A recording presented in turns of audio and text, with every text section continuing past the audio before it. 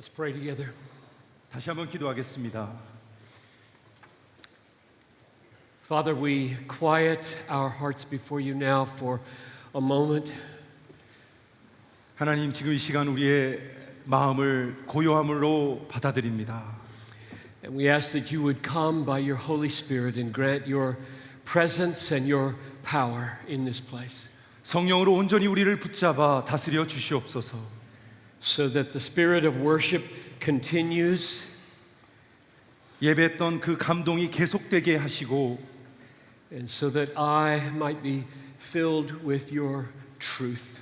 하나님, 제 자신이 하나님의 진리로 가득 채워지게 하여 주시옵소서. You will know the truth and the truth will set you free. 진리를 알지니 진리가 너를 자유케 하리라. So I pray that the truth would be powerful in this moment. 오늘 이 순간 진리가 우리를 자유케 할 줄로 믿습니다. We love your word and we are depending on the truth and the power of your word, not ours. 하나님, 당신의 말씀을 사모합니다. 이제 그 말씀을 의지하지 우리를 의지하지 않겠습니다. Keep us faithful to your scripture now, I pray. 하나님의 말씀에 우리의 온 마음이 다 가게 하여 주시옵소서. In Jesus' name, amen. 예수님의 이름으로 기도합니다. 아멘. So I said last night that missions is an effort to cross a culture and learn a new language. 어제 저녁에 저는 선교는 바로 우리가 복음을 가지고 다른 타문화권으로 그리고 언어를 새로 배우는 곳으로 가는 것이라고 했습니다. In order to plant the church where it doesn't exist or where it's too weak to be self-sustaining. 교회가 현재 있지 않은 곳이나 아니면은 있어도 미자립된 곳에 찾아가는 것입니다. But what I emphasized was the essential aim of missions. 제가 어제 강조했던 것은 바로 궁극적인 선교의 목적이 무엇인가였습니다. Namely, to impart to other people the full and the lasting joy that we have in God. 그것은 무엇이었냐면은 다른 사람에게 선물을 하는데 바로 우리 안에 존재하고 있는 하나님에 대한 깊고 놀랍고 영원한 그 기쁨이죠. And I said that the foundation of that understanding of missions was found in several texts. 그리고 제가 여러 성경 구절들을 통해서 어떻게 이것이 이런 생각이 성경적인지를 짚어보았습니다. Psalm 67 verse 4. 시편 67편 4절. Let the nations be glad and sing for joy. 온 백성은 기쁘고 즐겁게 노래할지니. Psalm 66 verse 1. 시편 66편 1절. Shout for joy all the earth. 온 땅이여 하나님께 즐거운 소리를 낼지어다. Psalm 97 verse 1. 시편 97편 1절. The Lord reigns, let the earth rejoice, let the many coastlands be glad. 여호와께서 다스리나니 땅은 즐거워하며 허다한 섬은 기뻐할지어다. So missions is joining with God in calling the nations to rejoice in God. 그럼 선교는 무엇이냐면은 우리가 온 땅에 증거하면서 그렇게 여호와를 기뻐하자라고 선포하는 것입니다. And I said there were two implications that flow from this view of missions. 만약에 이런 식으로 선교를 생각하면은 두 가지 결론에 도달하게 된다고 말을 했죠. And the first one we dealt with last night, namely, you can't share a joy that you don't have. 첫 번째 결론은 어제 저녁에 많이 이야기를 했지만 이 말입니다. 우리 안에 존재하고 있지 않은 기쁨은 남에게 전할 수 없다라는 것입니다. And so my aim was to persuade you to pursue your joy in God for the rest of your life with all your might. 따라서 우리는 이렇게 정리했습니다. 이제부터 남은 인생은 그 하나님을 기뻐하기 위하는 것을 기쁨으로 만들기 위해서 추구하고 나아가자 그랬습니다. And I gave you 7 arguments why you should do that from the Bible. 그리고 어제 성경을 통하여서 7가지 이유를 제시했습니다. And I said that there was an 8th argument and this message would be that 8th argument. 그리고 어제 저녁에 오늘 이제 드디어 여러분에게 8번째 이유를 말씀드리겠다고 했습니다. And the 8th argument is that you should pursue your joy in God all the time because you can't love other people unless you do. 두 번째 큰 주제는 무엇이냐면은 이제 여호와 하나님을 기뻐하는 것이 동기부여가 되지 않으면 다른 사람을 이웃을 절대 사랑할 수 없다라는 것입니다. If you abandon your pursuit of maximum joy in God, you will not be able to love people. 하나님에 대한 기쁨과 사랑과 즐거움을 극대화시키기 위한 노력을 그만하는 순간 우리는 하나님의 백성을 결코 사랑할 수 없습니다. And since missions is the most protracted and the most difficult way of loving people, you won't be able to do missions if you give up your pursuit of joy in God. 그리고 우리가 선교 현장 가면 알게 되지만 지속적으로 끝까지 노력해야지 사랑할 수 있는 현장이기 때문에 이 여호와를 기뻐하는 것을 열심히 하는 것을 스탑하면 안 됩니다. Now the question is whether that eighth argument is biblical. 이제 질문은 이것이죠. 여덟 번째 제시할 그 기뻐해야 될 이유가 과연 성경적인가? And let me say again to all of you here, especially those who weren't here last night, that this book, the Bible, is my only authority. 저는 어제 저녁에도 언급했지만 오늘 이 자리에 여러분들에게 말씀드립니다. 저에게 정말 절대적인 것은 바로 이 성경뿐입니다. I mean, in one sense, it seems to me absolutely presumptuous and arrogant for an American to come to Korea and tell them what to do and what to believe. That just seems arrogant. 어떻게 생각해보면 한 미국인이 자신이 모르는 나라에 와서 처음 만난 사람에게 이렇게 살아라 저렇게 살아라 하는 것은 어쩌면 좀 교만한 이야기일 수도 있다 생각해 보았습니다. Why am I here? 그렇다면 제가 왜 여기에 있나요? And this is the only answer I have. 그렇다면 저는 답을 바로 이 책이다라고 말하고 싶습니다. If I can show you things in this book, then you ought to believe them. 다른 이유가 아니라 제가 여러분에게 제시하는 그 아이디어가 바로 이 성경에서 나왔다면 저는 자신 있게 선포할 수 있다 생각합니다. It absolutely does not matter who I am. 그렇다면 제가 성경을 인용하는 이상은 제가 누군지가 거의 중요하지 않은 것이죠. If it's in the book, believe it. 만약에 이 책에 적혀 있다면 믿으십시오. If it's in the book, die for it. 만약에 성경에 적혀 있다면 그걸 위하여 목숨을 바치십시오.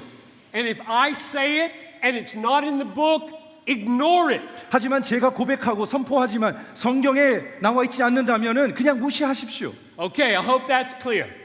정확히 이해가 되십니까? So now I have, I think, how many? 7 more arguments for why it is biblical to say you can't love people if you don't pursue your joy in God. 여러분, 만약에 여호와 하나님을 기뻐하는 것을 중지하면 여러분은 결코 이웃을 사랑할 수 없을 겁니다. 그의 적합한 이유 7가지를 오늘 이 시간에 제시하겠습니다. And all 7 arguments are taken from the book. 그리고 이 성경책에서 이 7가지 아이디어가 나왔습니다. So I hope you will test what I say by the scriptures that we look at. 그리고 제가 말하는 모든 말은 한 번 더 성경으로 검증해 보시기를 부탁드립니다. Argument number 1 is from 2 Corinthians chapter 8 verses 1 and 2 and verse 8. 첫 번째 이야기하고 싶은 것은 고린도 후서 8장 1절과 2절 그리고 8절입니다. Let me give you the setting before I read it. 먼저 이 성경을 읽기 전에 7가지 그 논제를 먼저 드리겠습니다. The Apostle Paul is writing to the Corinthians in the southern part of Greece.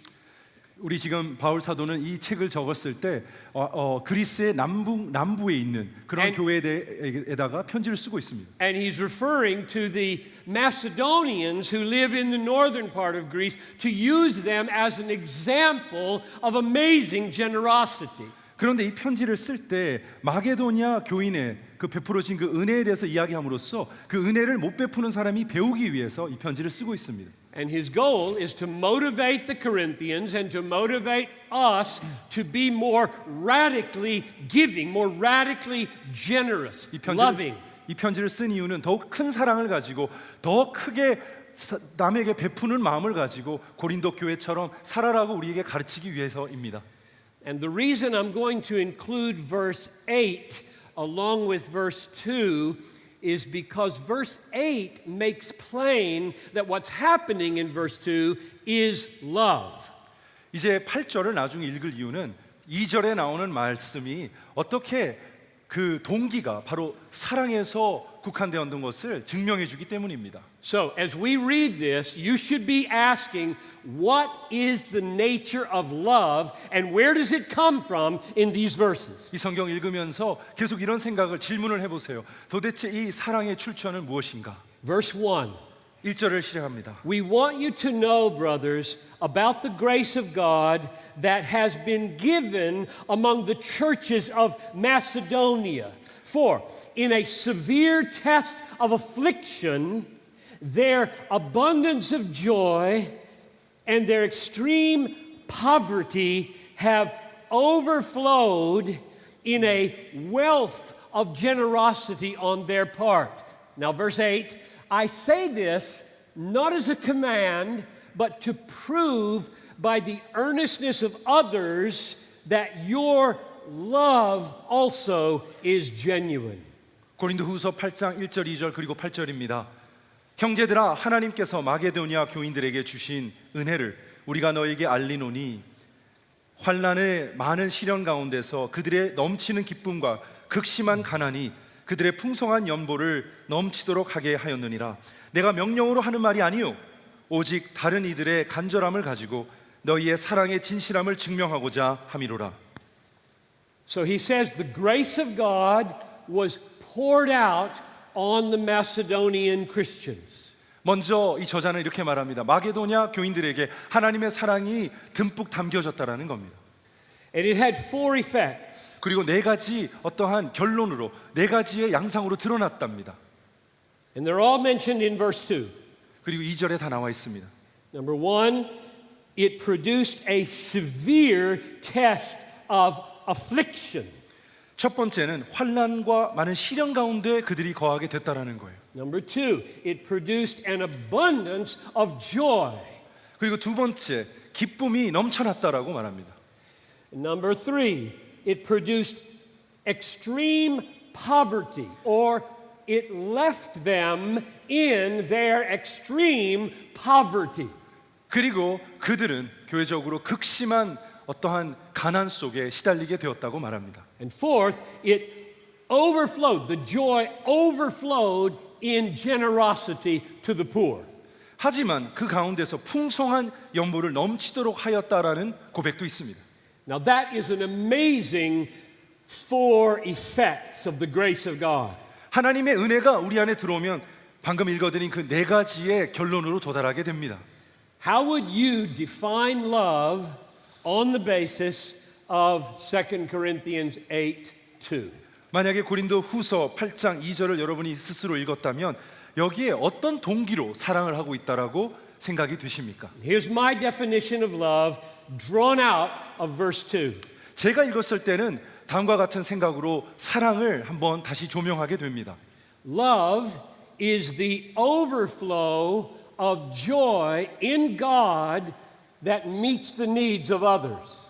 저는 사랑은 이것이라고 생각합니다. 내 안에 존재하고 있는 하나님으로 인한 기쁨이 차고 넘쳐서 흘러 다른 사람에게로 영향이 끼치는 것입니다. Paul explicitly says, these are not my words, he explicitly says, their abundance of joy has overflowed in a wealth of generosity. 그리고 그들이 말합니다. 극심한 가난 가운데 있었지만 힘들었지만 풍성한 연보로 넘치도록 서로를 섬겼다라고 성경은 기록하고 있습니다. It is crystal clear where this generosity came from. 이렇게 서로에게 관대하고 후한 것이 어디서 나왔겠습니까? It came from an abundance and overflow of joy in God. 이것은 하나님 아버지께로 향한 그 기쁨이 있는데 이것이 차고 넘치고 있었다라는 것을 보여주고 있습니다. You should ask me, how do you know it's joy in God? 이제 여러분은 아마 이런 궁금증이 있을 거예요. 목사님, 어떻게 그 기쁨이 하나님 아버지 안에서 기뻐한다라는 것으로 알 수 있습니까? All it says is their abundance of joy overflowed in generosity. It doesn't say their abundance of joy in God. So how do you know this is joy in God? 좋은 질문입니다. 2절에 보면 그들의 넘치는 기쁨과라고만 말했지 하나님 안에서의 기쁨이라는 말을 명시하지 않았기에 여러분은 그런 질문을 가질 수가 있습니다. Notice two circumstances surrounding this joy in verse 2. 이 2절에 나오는 이 넘치는 기쁨에 대해서 어떻게 성경이 또 조명을 하고 있는지 봅시다.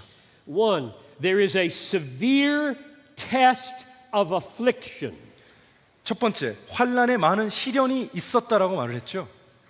So something very painful is happening to the church in Macedonia. 마게도니아에 지금 극심한 어떤 시련과 아픔이 지금 있고 있다라는 것을 우리는 읽고 있습니다. Which means that becoming a Christian does not deliver you from affliction. It makes it often worse. 여러분, 예수를 영접한다고 해서 아픔이 사라지는 것이 아니죠. 어쩔 때는 예수를 영접하면 고난이 시작됩니다. So now I know their joy is not coming from deliverance from affliction. 그렇다면 2절에 나오는 그 넘치는 기쁨은 출처가 하나님이지 우리가 가지고 있는 이런 것들이 아니라는 것을 말해주고 있습니다. Their abundance of joy is in pain, in affliction, in suffering. 지금 내가 고난당하고 지금 내가 아프고 지금 내가 힘이 든데도 이 넘치는 기쁨이 있었다라는 것입니다.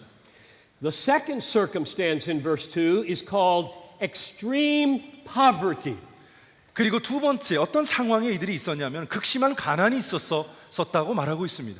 This is absolutely important in our day of prosperity preaching. 여러분, 우리가 번영 신앙이 많은 가운데 있지 않습니까? 이때 이 생각을 더 깊이 해봐야 되는 것입니다. I hate the prosperity gospel. 여러분, 저는 번영 신앙을 너무나 싫어합니다. If you like it, I'm sorry. I hate it. 당신이 좋아하면 어쩔 수 없습니다. 저는 싫습니다. I hate the teaching that tells people if they will come to Jesus, they will escape affliction and they will escape poverty.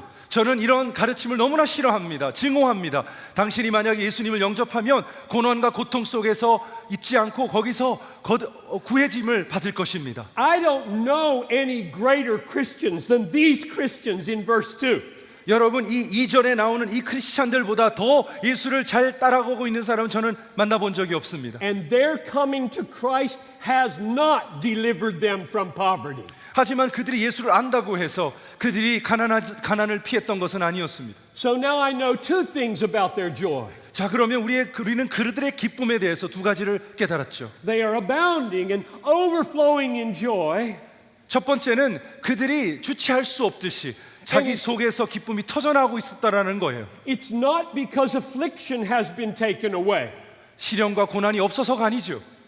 They're being afflicted, they're suffering. 지금 현재 진행적으로 굉장히 아프고 힘들고 고난스럽습니다. And it's not because poverty has been taken away. 그렇다고 They're in poverty. 그렇다고 해서 가난이 없었고 이제 잘 사는 것도 아닙니다. So I ask you, why are they happy? 제가 여러분에게 질문 드리겠습니다. 그렇다면 왜 그들은 기쁩니까? Why are they so happy that in their poverty and in their affliction they want to give and give and give? 어떻게 해서 그들이 고난과 시련과 아픔이 이렇게 많은데도 불구하고 가난한데도 불구하고 자꾸 주고 자꾸 베풀고 싶어 하냐는 것입니다. Verse 1 gives the answer. The grace of God has been poured out on them. 그 정답은 1절에 나와 있습니다. 하나님께서 주신 은혜가 그들에게 임했기 때문입니다.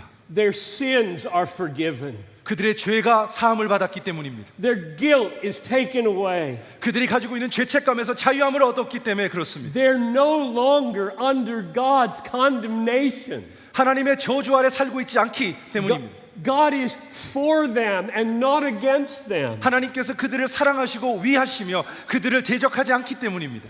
They have tasted and seen the beauty and the value of God above all things. 그들은 하나님의 아름다움과 하나님의 가치를 직면하고 받아들였기 때문에 그렇습니다. And they know that they will spend eternity, millions and millions of years in full and lasting happiness. 그들은 이제부터 앞으로 수백만 년 영원히 하나님과 그 기쁨을 누릴 거라는 확신이 있기 때문에 그렇습니다. And they are so thrilled with this grace and with this gospel and with this salvation. They just want to give and give. 이 은혜가 너무나 충만하여서 감당할 수 없기에 자꾸 옆에 사람에게 주고 또 주는 것입니다. I know this is not a text about missions explicitly. 여러분이 성경 구절 방금 읽은 거는 선교에 주로 언급되는 구절은 아니라는 거 압니다. But you can see, can't you, the immediate application. 하지만 여러분 이걸 읽어보면 딱 보이지 않으세요? 바로 선교에 적용 가능하다는 것을. Missions to the unreached peoples is going to cost us affliction, and it may cost us deprivation. We won't have enough of what we think we need. 특별히 미전도 정족에게 가서 복음을 전할 때는 때로는 시련이 아주 많을 것이고 그리고 가난도 피할 수 없을 것이기 때문입니다. And we will not survive in missions if we do not have this kind of joy. 우리는 선교 현장에서 그냥 우리의 힘으로 버틴다면 이 기쁨이 진짜로 없다면 우리는 절대로 그곳에서 하나님의 일을 할 수 없을 것입니다. So the reason I'm here in Korea is to tell all of you prosperous Koreans, you don't need it. 여러분, 제가 이렇게 멀리까지 와서 여러분 앞에 서서 말씀드리는 것은 이것입니다. 지금 God- 잘 살고 있지만 이 모든 것들은 다 필요 없다라는 것입니다. If God took away all your health and all your safety and all your money, you would have everything you need in Jesus. 만약에 하나님께서 오늘 저녁에 여러분의 건강과 여러분의 소유하고 있는 모든 것들, 너무나 좋아하는 모든 것들을 다 앗아간다 할지라도 여러분은 예수 안에서 모든 것을 가질 수 있습니다. And if your joy is in your things, your iPhone, or your technology, or your girlfriend, or your family, if your joy is in all those natural things, instead of in Jesus, it's going to go away just like that, and it will not last. 만약에 여러분이 기뻐하는 이유가 거기에 코어가 바로 여러분의 여자친구든 여러분이 가지고 있는 소유든 가족이든 여러분의 교육이라면 언젠가 그것이 없어질 때 그 기쁨은 사라질 것입니다. Argument number 2. 두 번째 소재는 이것입니다. 2 Corinthians 9:7. 고린도전서 후서 9장 7절입니다. I'm simply mentioning this text because I think it's in the same 2 chapters and it confirms that we're on the right track in interpreting chapter 8 verse 2. 굉장히 아까 전에 읽은 벌스와 되게 가까이 있는 구절입니다. 그 말은 뭐냐면 이걸 읽어보면은 우리가 똑바른 방향으로 생각하고 있다는 것을 가르쳐 줄 겁니다. And remember, what I'm trying to demonstrate is you can't love people if you don't seek and find your joy in God. 여러분은 여러분의 이웃을 결코 사랑할 수 없을 것입니다. 만약에 여러분이 지금도 하나님으로 기쁨 삼고 있지 않다면. So here's verse 7 of chapter 9. 고린도후서 2장 Each 9장 one 7절입니다. Each one must give as he has decided in his heart, not reluctantly or under compulsion, for God loves a cheerful giver. 각각 그 마음에 정한 대로 할 것이요 인색함으로나 억지로 하지 말지니 하나님은 즐겨내는 자를 사랑하시느니라. Why is that? Why does God not love dutiful givers or begrudging givers? 왜 내가 내야 되기 때문에 아니면 억지로 하는 그러한 베품을 하나님은 왜 싫어하십니까? I mean, isn't giving the money exchange hands? The poor get the money? Isn't that what it's all about? 그냥 주면 되는 거 아닙니까? 돈이 여기서 이쪽 손에서 이쪽 손으로 가고 거래만 이루어지면 이건 줬다라고 정의할 수 있는 것 아닙니까? No, 아닙니다. that's not what it's all about. 왜냐하면 준다라는 것은 그저 그런 수준이 아니기 때문입니다. It's about where did that generosity come from? 가장 중요한 것은 줄 때에 그 베푸고 싶은 그 마음이 출처가 무엇이냐는 거예요. If it doesn't come from joy in God, how will those people ever get joy in God? 만약에 여러분이 희생하고 베푼다 할지라도 만약에 하나님의 기쁨으로 하지 않았다면 어떻게 그 상대방이 하나님의 기쁨을 느끼겠습니까? They may love the money you give them, but they won't love God.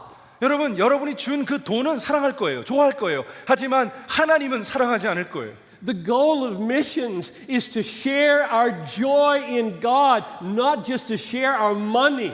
우리의 선교의 궁극적인 목적은 여호와로 기뻐하는 것을 가르치는 것이지 그냥 돈을 사랑하게 가르치는 건 아니잖아요.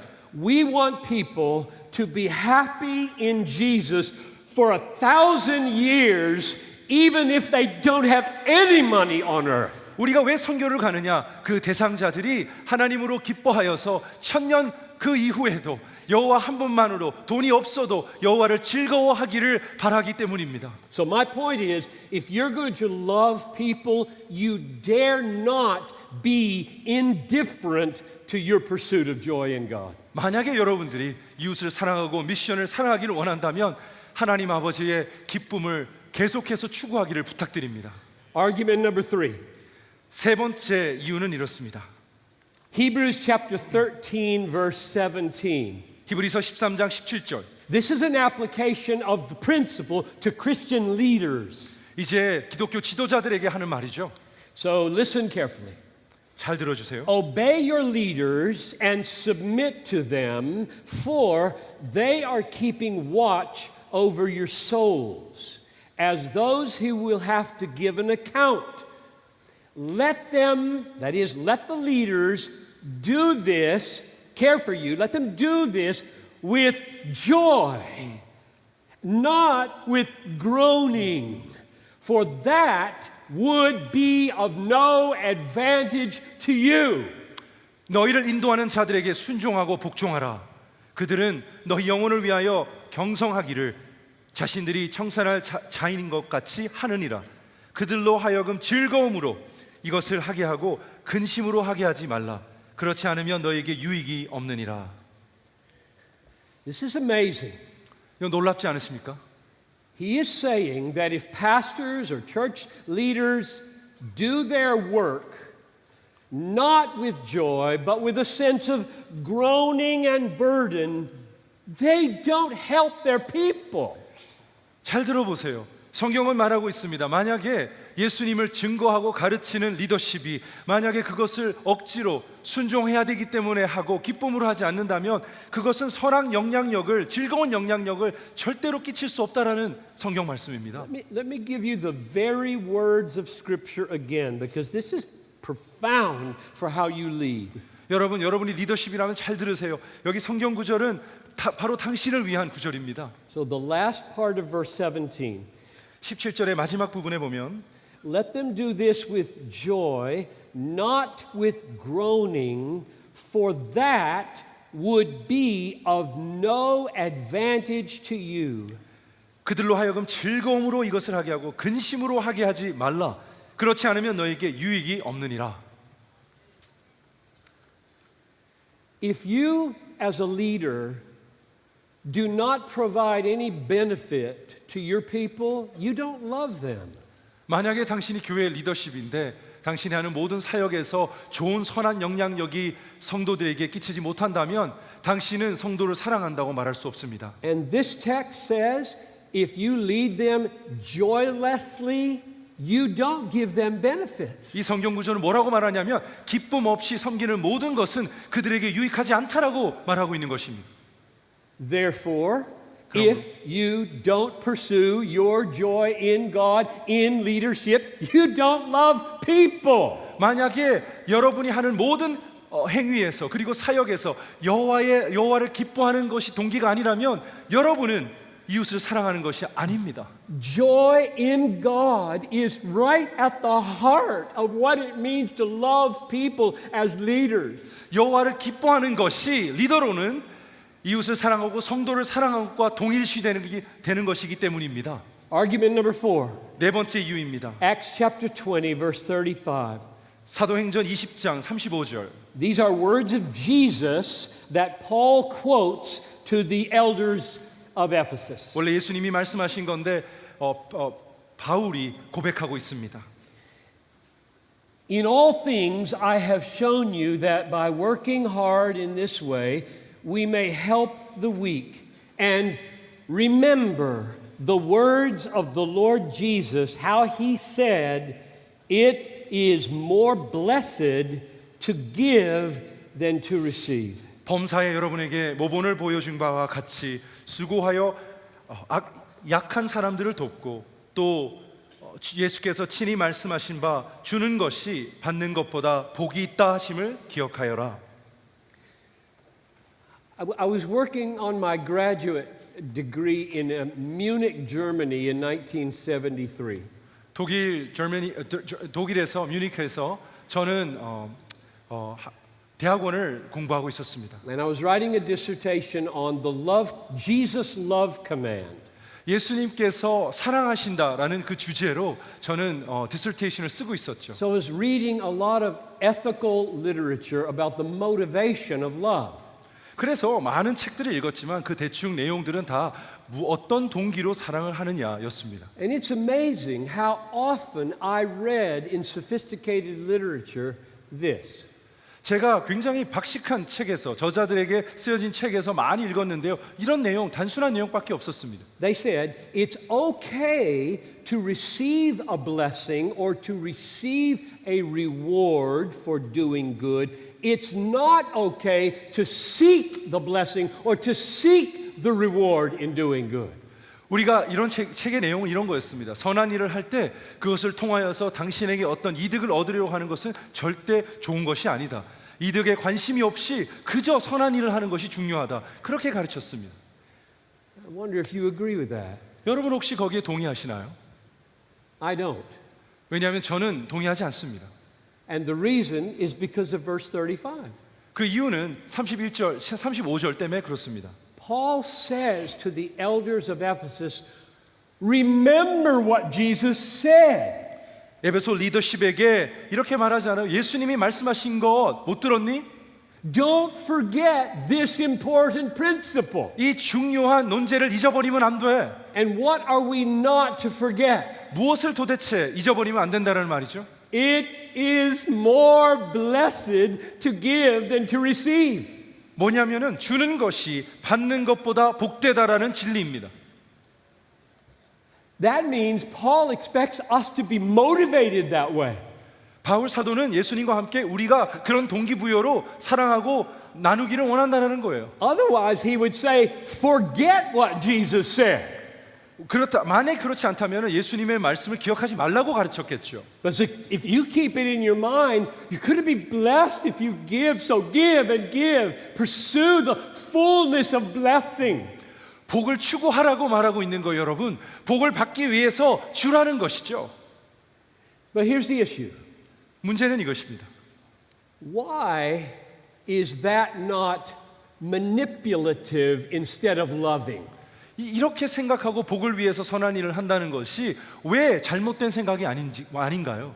Wouldn't people say, oh, you love the blessing. You don't love the people you're giving to. You just want blessing for yourself. You don't care about them. 오해를 하자면 많이 할 수 있죠.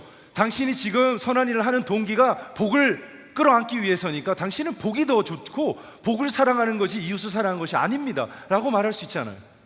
So what would your answer to that be? 만약에 친구가 그렇게 질문한다면 여러분의 대답은 무엇이겠습니까? Jesus is not encouraging us to use people for our private benefit. 예수님께서는 당연히 다른 사람을 이용해서 나의 개인적인 이익을 추구하라는 말이 아니겠죠? Here's what it means. 무슨 말이냐면 가르쳐 드립니다. The blessing that you are pursuing when you give to other people 여러분이 자꾸 베풀고 주었을 때 가지게 되는 그 복은 이유가 뭐냐면 is a larger joy in God by including others in it. 그것은 지역적인 나만의 일이 아니라 모든 사람을 어떤 복음으로 끌어안아서 이웃까지도 함께 주님을 기뻐하게 하는 그 가운데로 들어오게 하는 것입니다. I'm not using you to get what I want at your expense. 당신을 희생시켜서 나의 개인적인 이익을 취하는 것이 전혀 아닙니다. I'm willing to die in order to include you in my joy in God. 다시 말해서 나는 내 목숨을 바쳐서라도 나뿐만 아니라 당신도 여호와를 기뻐하기 원하는 마음이 있는 것이에요. So I think this verse 35 shows that you must pursue the enlargement of your joy in God, or you can't love people. 다른 사람을 사랑하고 다른 사람께 베풀 때 더 많은 사람이 더 크게 여호와를 기뻐할 수 있기에 그것이 우리의 동기가 되는 것입니다. Argument number 5. 다섯 번째 이유입니다. Hebrews chapter 10, verses 34 to 35. One second. I've lost track. Page 7 on mine. Page 7. That doesn't correspond to yours. No. It's 4, 2. Argument 5. Argument 5. Hebrews 10. You're going to have to wing it. I'm going to have to wing it. Yeah, that's right. Okay, here we go. Got it. Argument number 5. Hebrews chapter 10, verse 34 and 35. 히브리서 10장 34절과 I 35절입니다. love this sequence of texts in the book of Hebrews. 저는 히브리서의 이 부분을 너무나 사랑합니다. So what we're going to see here in this text is a picture of the most beautiful Christians in the early church, just like those Corinthian Christians. 아까 or 전에 Macedonian 말씀드렸던 고린도에 있는 교인들처럼 너무나 아름다운 초대교회의 모습을 이 구절을 통해서 만나게 될 겁니다. So the situation is that some Christians in the community had been imprisoned for their faith. 지금 어떤 배경이냐면은 예수를 믿었기 때문에 어떤 교인들이 감옥에 갇히게 된 겁니다. And those who had not been in prison had to decide, do we identify with them and endanger ourselves or not? 그리고 이제 감옥에 가지 않은 그리스도인들은 이제 생각을 하는 것이죠. 내가 그들과 동일시되어서 감옥에 가느냐 아니면 도망가느냐. I have wondered in preparing this whether there is an analogy between North and South Korea here. 제가 이 부분을 설교 본문을 준비하면서 이게 만약에 한국의 남북한과 남한의 상황에 맞는지 한번 궁금한 적이 있었습니다. I don't know whether that's the case or not. You listen and see whether you think there might be some connection between your amazing freedom as Christians and their amazing bondage as Christians. 여러분이 들어보고 판단해 보세요. 제가 틀렸을 수도 있지만 저는 그저 남한에 누리고 있는 그 종교의 자유와 그리고 북한의 그 억압적인 상황을 생각하면서 준비했습니다. So here's what the free Christians did when they heard that their other brothers and sisters were in prison. 종교의 자유가 있고 하나님을 마음껏 경배할 수 있는 자들이 이 소식을 들었을 때, 그렇지 못하고 감옥에서 주님을 섬기지 못하는 그런 상황을 들었을 때 이것을 적었습니다. Verse 34. 히브리서 10장 34절입니다. You had compassion on those in prison, and you joyfully, very important word, you joyfully accepted the plundering of your property, since you knew that you yourselves had a better possession and an abiding one. Therefore, do not throw away your confidence, which has great reward. 너희가 갇힌 자를 동정하고 너희 소유를 빼앗기는 것도 기쁘게 당한 것은 더 낫고 영구한 소유가 있는 줄 알미라. 그러므로 너희 담대함을 버리지 말라. 이것이 큰 상을 얻게 하느니라. So they heard that their brothers and sisters were in prison, and they chose to go visit them and identify with them, and the result was that their goods, their houses were plundered. 이런 상황입니다. 소식을 들었어요. 예수를 믿었기 때문에 감옥에 갇히게 됐고 그렇기 때문에 자기의 소유가 다 약탈당하고 손해보게 되었다라는 거죠. So this was very costly love. 이분들과 함께 고통당하는 것은 너무나 큰 희생이 따르는 사랑입니다. Now my question is, where did that come from? 이렇게 큰 사랑은 도대체 어디에서 왔을까요?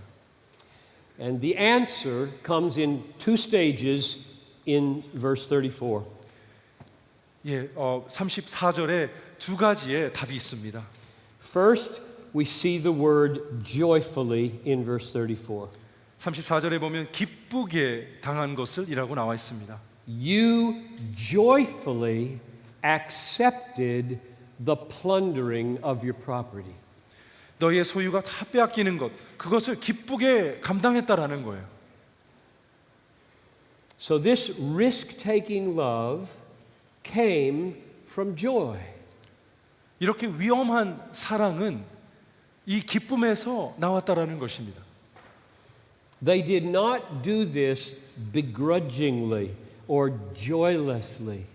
억지로 기쁨 없이 그냥 순종하듯이 했던 것이 아니에요. So that's the first step in the answer. Where did this come from? 도대체 이 큰 사랑이 어디서 나오는지에 대한 첫 번째 이유죠. The second step is where did that joy come from in the midst of losing their property? 자기의 소유를 다 빼앗기는 가운데서 이 기쁨이 도대체 어디서 나왔을까요?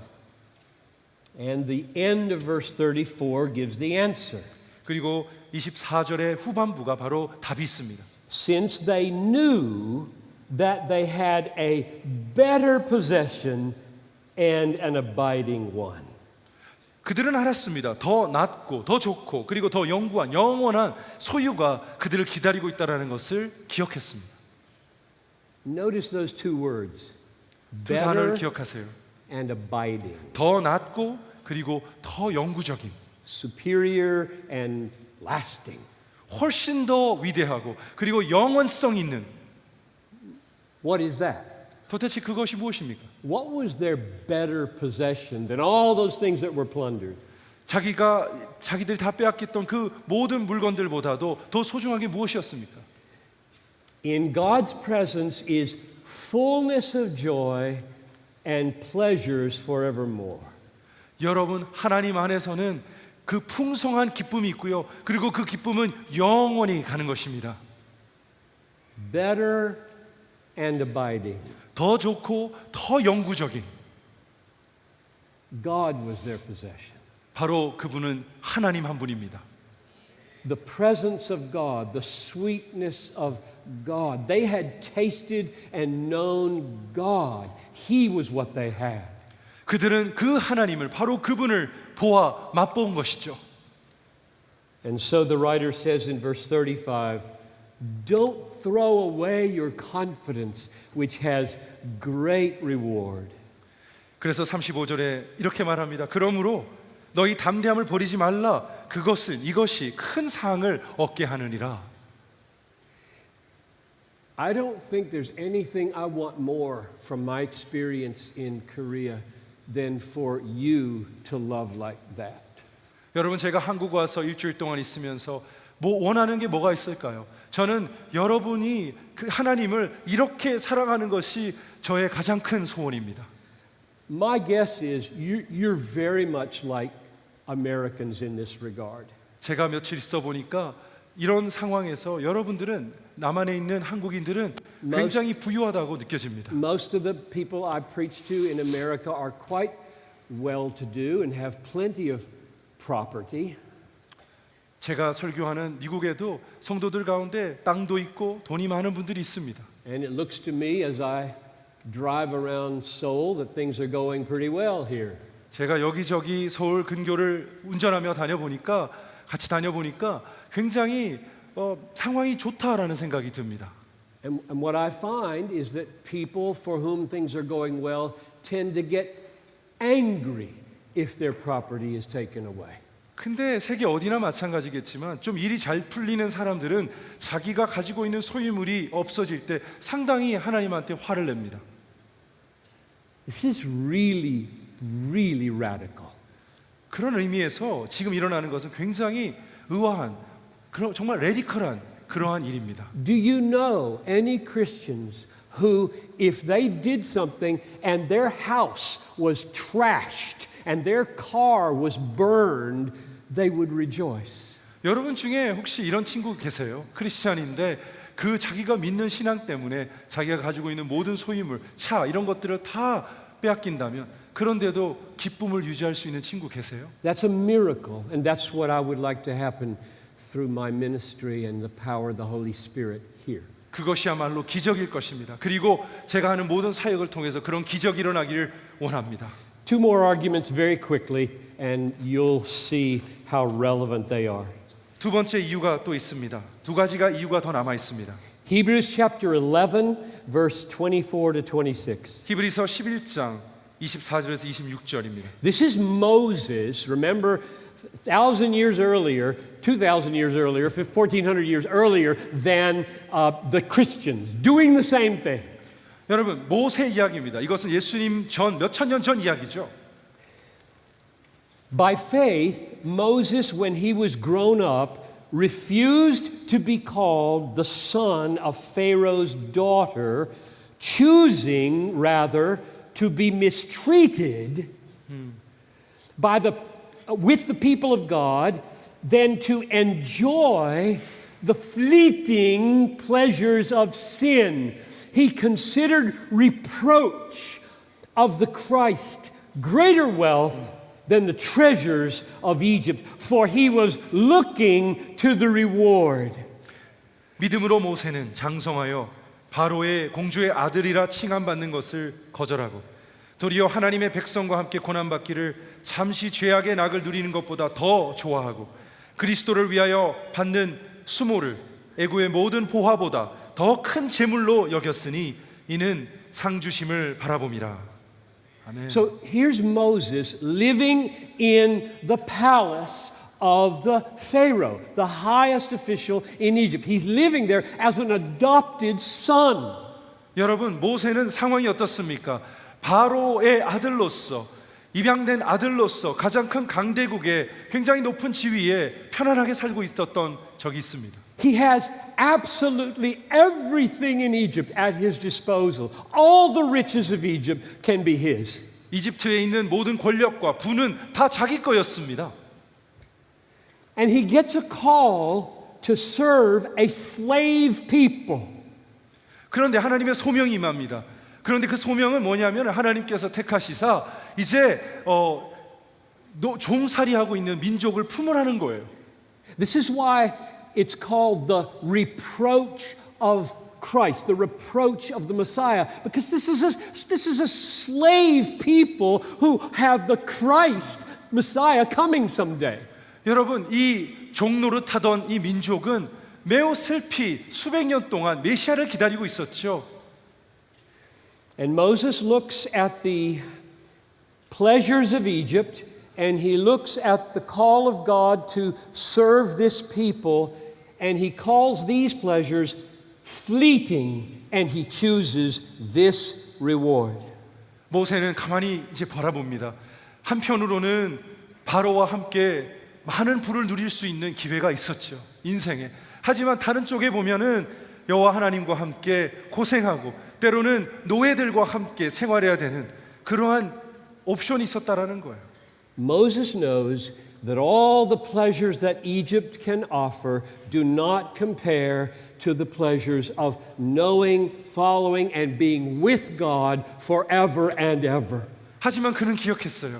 이렇게 많은 부를 축적해서 편안하게 살 수도 있지만 그 기쁨보다 비록 노예들과 함께 떠돌이 생활을 해야 되지만 하나님 아버지와 연결되어서 그를 기뻐하는 것이 더 큰 선물이라는 것을 깨닫게 되었어요. And it was precisely his joy in that promise that freed him to love this people. 바로 이 하나님과 동행함과 여호와를 기뻐하는 것이 동기가 되어서 그의 백성을 품게 되었다라는 것입니다. So my conclusion, you cannot love people if you abandon the pursuit of your joy in God rather than the fleeting pleasures of Seoul, Korea. 여러분, 여호와 하나님 한 분으로 기쁨 삼는 그 노력을 절대로 놓쳐서는 안 됩니다. 왜냐하면 여러분처럼 편안하게 살 수 있는 나라에서 하나님을 경배할 때에 그 기쁨을 놓치면 이웃과 먼 이웃을 절대로 사랑할 수가 없기 때문입니다. One last argument. 마지막 이유를 드립니다. Hebrews chapter 12 verse 2. 그것은 히브리서 12장 2절입니다. The most beautiful act of love that has ever been performed in the history of the world was performed out of supreme joy in God. 이 세상에 알고 있는 그 어떤 희생적인 사랑보다 더 가장 으뜸이 되는 그 사랑은 바로 하나님 아버지를 통하여서 얻게 되는 그 기쁨이 그의 원천이 되었었던 것입니다. This is Hebrews 12:2. 히브리서 12장 2절입니다. Let us run with endurance the race that is set before us, looking to Jesus, the founder and perfecter of our faith, who, for the joy that was set before him, endured the cross, despising the shame, and is seated at the right hand of the throne of God. 믿음의 주요 또 온전하게 하시는 이인 예수를 바라보자. 그는 그 앞에 있는 기쁨을 위하여 십자가를 참으사 부끄러움을 개의치 아니하시더니 하나님 보좌 우편에 앉으셨느니라. Jesus Christ was the first and greatest cross-cultural missionary. 어쩌면 예수 그리스도는 제일 첫 분이고 그리고 가장 위대한 어떤 풍습과 문화를 뛰어넘어 선교한 바로 그분입니다. He crossed the culture from the glory of heaven and deity to the lowest crucifixion of earth. 그 하늘 보좌를 버리시고 그리고 본인이 신이라는 것, 하나님이라는 것을 버리시고 이 땅에 오셔서 인간의 모습을 취하셨죠. He did it to save sinners like you and me. 저와 여러분처럼 죄인들을 위하여 말이죠. This was the greatest act of love that has ever been performed. 이것이야말로 가장 위대한 사랑의 증표가 아니고 무엇이겠습니까? And verse 2 of Hebrews 12 says he did it for joy. 2절에 이렇게 나오지 않습니까? 그는 그 앞에 있는 기쁨을 위하여. Let that sink in. 여러분 그것을 받아들이기를 축복합니다. He embraced the cross, which was as painful as anything could be, and he despised the shame. 그 십자가를 예수 그리스도는 참으시고 그 부끄러움을 개의치 않으셨어요. And he did it because he was pursuing joy. 예, 그렇게 할 수 있었던 이유는 예수 그리스도가 기쁨을 느꼈기 때문이에요. The night before, he had prayed like this. 바로 그 전날에 예수님은 이렇게 기도하셨어요. This is John 17:5. 요한복음 17장 5절입니다. Now, Father, glorify me in your own presence with the glory that I had with you before the world existed. 아버지여, 창세 전에 내가 아버지와 함께 가졌던 영화로서 지금도 아버지와 함께 나를 영화롭게 하옵소서. So he had left behind much glory in heaven.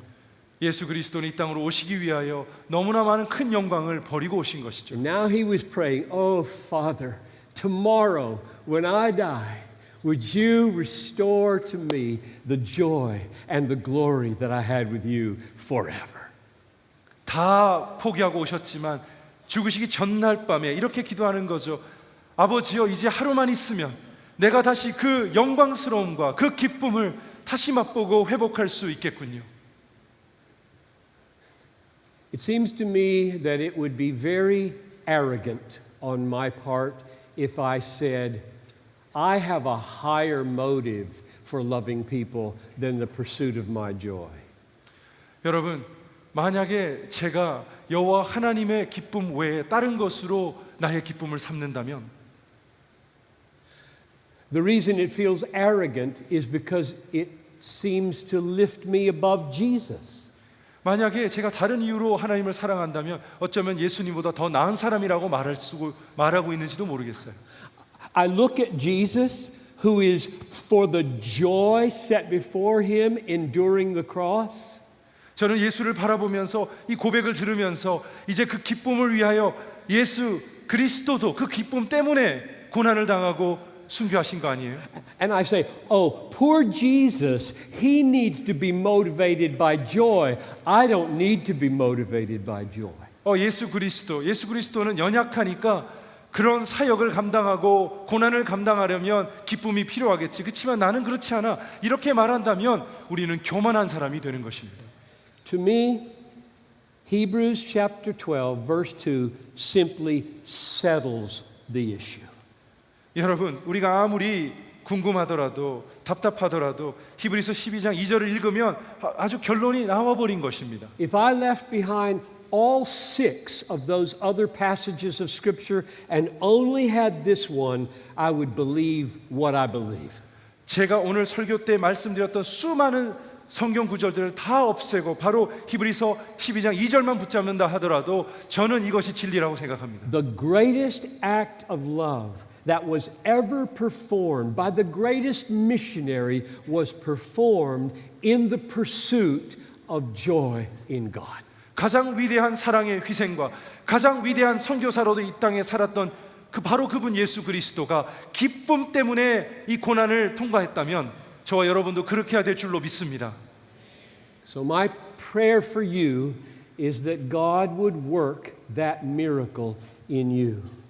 제가 여러분을 향한 기도는 이것입니다. 여러분 안에도 이러한 기적이 일어나기를 원합니다. I pray that the Lord would pour out His Holy Spirit on the church of South Korea and indeed North Korea. 남한에 있는 모든 교회들과 그리고 북한에 있는 교인들에게도 여호와 하나님의 영이 임하기를 축복합니다. And I pray that the church would be set free from the fleeting pleasures of this world. 이 땅에 썩어 없어질 이 많은 수많은 좋은 것들을 배설물로 여기고 여호와 한 분으로 기쁨 삼기를 축복합니다. Not because of some heavy, groaning duty of obedience, 이 순종은 억지로 하거나 순종이기 때문에 그냥 하는 것이 아니라 바로 기쁨 때문입니다. but because of the power of a superior satisfaction. 우리는 기쁨을 추구해야 됩니다. 어쩌면 가장 큰 기쁨이죠. 하나님으로 인한 기쁨. And I pray that many of you would hear the call of God. 오늘 저녁에 여러분들이 하나님의 음성을 듣게 되기를 축복합니다. The call of God for missions and that your joy in Jesus would overflow for the sake of the nations. 하나님이 당신을 부르시되 새로운 소명을 허락해 주시고 여호와를 통하여서 열방에 하나님의 사랑을 증거하는 사람들에게 할 줄로 믿습니다. Let's pray. 기도하겠습니다. Father, you have heard my prayer and my desire for these young people, so full of potential. 하나님, 여기 계신 젊은이들을 위하여 제가 소망하고 바라는 것을 기도했습니다. 주님 들으셨죠? If you were to cause this truth to move them with power, the whole of Asia would be changed. 만약에 이 진리를 품고 이 젊은이들이 세상을 향해 나아간다면 온 세상은 변화될 줄로 믿습니다. Indeed, the whole world would feel the reverberations of that kind of miracle here. 하나님, 오늘 이 순간에 그 기적이 일어난다면 어쩌면 세상 끝에까지도 그 여파가 느껴질 줄로 믿습니다. So I ask you to come and to do exceedingly and abundantly beyond what I've been able to ask or think. 하나님 아버지, 우리가 원하고 바라고 하나님께 여쭈지 못한 것까지도 주님께서 알아서 베풀어 주시옵소서. For their joy in you and for your glory. 하나님 한 분만으로 인하여 기뻐하게 하시고 여호와께 영광을 올려드리게 하여 주시옵소서. Amen. 예수님의 이름으로 기도합니다. 아멘.